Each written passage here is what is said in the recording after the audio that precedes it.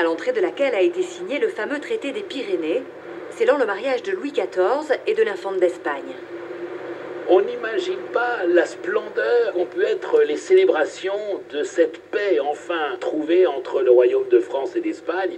Et le roi qui séjourne ici à Fontarabie arrive sur des radeaux d'or et de soie jusqu'à l'île des Faisans pour signer le traité. La petite île, qui n'est qu'un petit îlot de terre, est coupée en deux. La table des négociations est coupée en deux avec une partie française, une partie espagnole. Et comme disent les historiens, les deux monarques s'abouchèrent, ils s'embrassent au milieu de la ligne de séparation. À la sortie du port, voici la plage d'Andaille et ses 3 kilomètres de sable fin.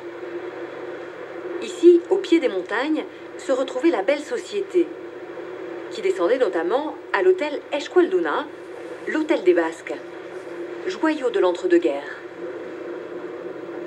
C'est là que se retrouvait avant-guerre toute la société française d'un côté et espagnole de l'autre, avec ce que j'appelle le paradoxe du Pays Basque, c'est-à-dire que nos amis espagnols, qui viennent souvent de Madrid, venaient chercher ici la fraîcheur en été, la pluie même, et les Français, eux, paradoxalement, venaient chercher au Pays Basque le soleil et la chaleur. Un peu plus loin, après les plus célèbres rochers de la Corniche, que l'on appelle les Deux Jumeaux, voici une crique particulièrement difficile d'accès. Ici, les strates de pierre percent l'océan.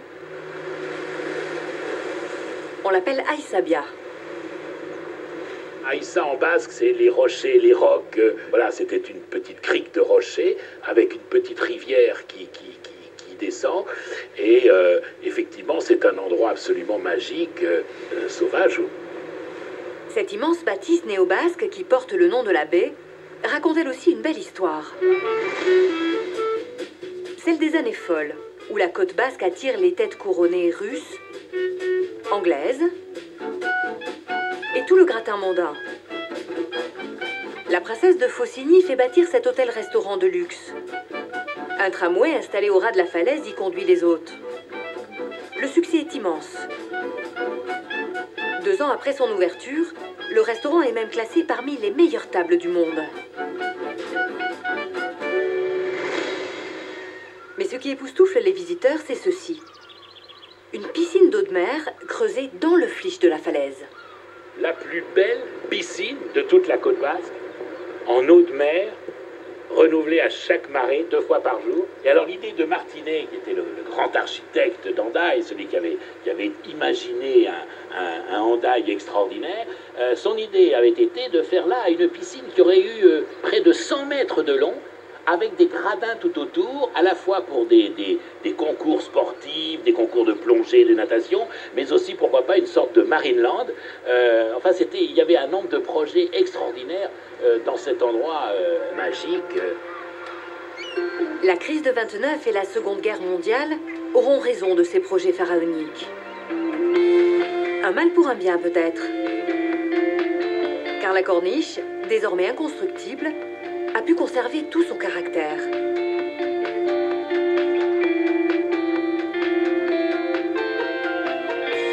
Sur cette lande sauvage, il y a 3 ans, un homme a pu réaliser son rêve, celui d'installer des vignes sur la falaise.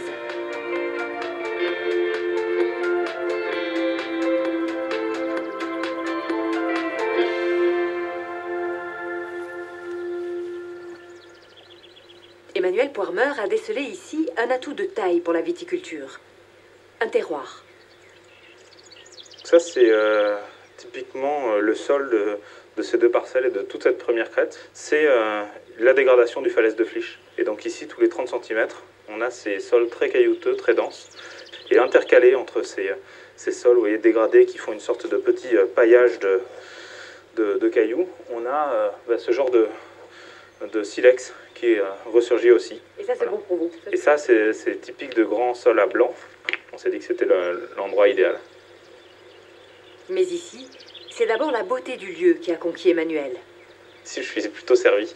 Et en plus, je pense vraiment que la viticulture se prête mieux aux endroits beaux, tout simplement parce que justement, comme c'est un travail assez harassant et toujours manuel et répétitif, l'homme rechigne beaucoup moins à aller y travailler.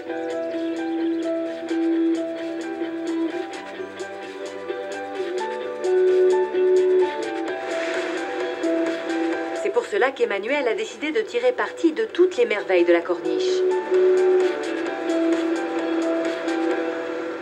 Et de façon parfois inattendue. Il nous emmène au beau milieu de la baie de Saint-Jean-de-Luz, car il a fait de ce lieu un chai vraiment particulier.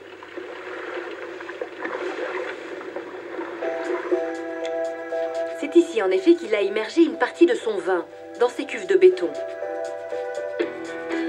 L'idée, c'est de se servir de la température constante et de la pression de l'eau pour faire du vin pétillant. Une méthode champenoise parfaitement adaptée à la corniche.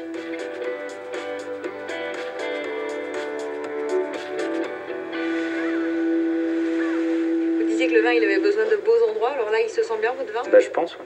15 mètres en dessous, là. Non, mais il faut reconnaître que c'est une... Enfin, moi, j'en suis amoureux depuis que je suis petit de cette baie, mais c'est un endroit absolument sidérant. Hein, surtout face au golfe de Gascogne, qui est quand même un des endroits les plus violents de la côte atlantique. Ici, on est toujours protégé. On est dans une zone quasi calme, même quand il y a des 9 mètres d'eau.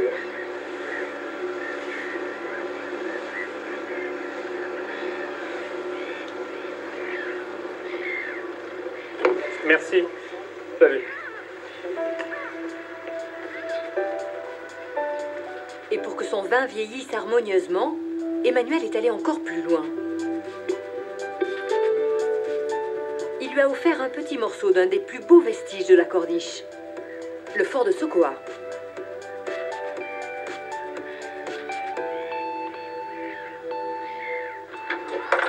Donc ici, on est dans l'ancienne poudrière, la réserve de poudre du fort de Sokoa. En tout cas, c'est un bâtiment qui a été conçu pour ça à l'origine. C'est un bâtiment qui avait disparu de la mémoire collective complètement. Et ce bâtiment m'attendait. Je pense qu'il était fait quasiment pour, puisque nous, c'est exactement ce qu'on recherche. On veut des endroits obscurs, humides et presque impropres à toute autre activité. Emmanuel a entièrement restauré ce lieu, qui depuis une centaine d'années était totalement abandonné. C'est encore un très très bel endroit, donc la chaîne logique se prolonge. Et oui, moi je considère ça un peu comme un écrin parfait. Voilà le fameux vin des vignes, alors, vous savez. Exactement, et ça c'est la première cuvée, c'est le premier millésime dit de la corniche. Voilà, c'est l'an 1, donc c'est 2011. Première dégustation. Première dégustation, et eux n'ont pas encore goûté. Voilà, donc normalement je vais essayer de les surprendre. Bon, le grand moment alors. Et ça c'est face à la Rune. Ça c'est face à la Rune, et ça c'est vendangé donc le 31 août. On fait la crème finale.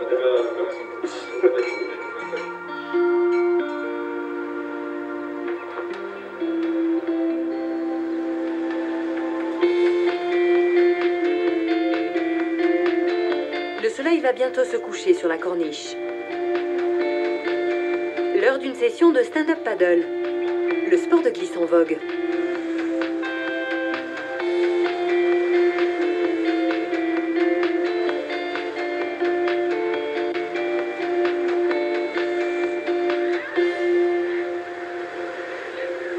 Ici, certains viennent sur la corniche chercher le Graal, la vague de leur vie. Comme Benjamin Sanchis, l'un des plus grands surfeurs français. Je viens assez souvent ici, surtout pour surfer la vague qui s'appelle Bellara, qui est juste au fond, un peu plus loin, on ne peut pas la voir parce qu'elle casse pas aujourd'hui. Mais justement, les jours, il y a des vagues de 15 mètres, 10 mètres qui arrivent, qui viennent s'écraser contre la falaise. Ah, on attend avec impatience tous les ans, on est là, on attend que ça, on regarde les cartes météo. J'ai des amis qui partent pas en voyage d'hiver parce qu'ils veulent pas louper cette opportunité. Moi, j'essaie de m'arranger pour pas être très loin non plus. Et c'est notre cadeau de fin d'année, on va dire. Cette vague mythique s'appelle Bellara. Elle ne se lève que très rarement. Alors il faut être patient. Le 16 février 2011, au petit matin, une douzaine de surfeurs se préparent sur le port de Sokoa. Benjamin est parmi eux. Ce jour-là, les conditions de houle et de vent sont idéales. Et soudain, la fameuse Bellara se lève.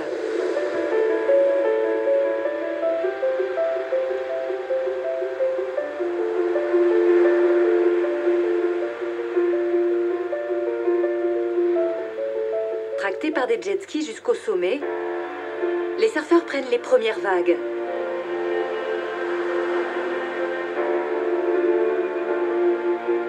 Elles font 15, parfois 16 mètres de haut. Benjamin s'élance. La vague qu'il surfe est encore plus puissante et impressionnante. Pratiquement 20 mètres.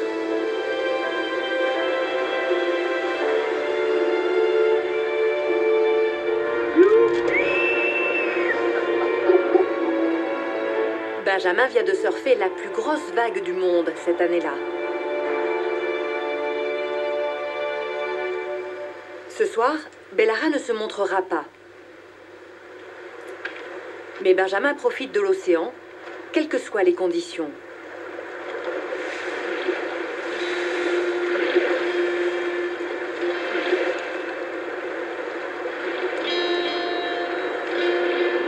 Une petite balade au pied de la corniche basque.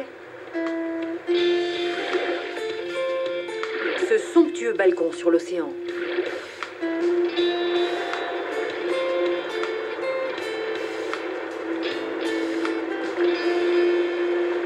Nous sommes à présent à une trentaine de kilomètres de la corniche basque.